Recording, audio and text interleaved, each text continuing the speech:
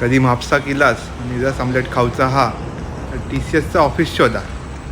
त्या समोरच्या बाजूकच रस ऑमलेटचं गाडो हा जो ट्रायंगल दिसता ना ह्याच्या समोर, म्हणजे त्या साईडची कसं आहे बोर्ड असत ना त्याच्या त्या साईडची. खाऊन बघा एकदा. आम्ही खालो, आता तुमका व्हिडिओ दाखवतो.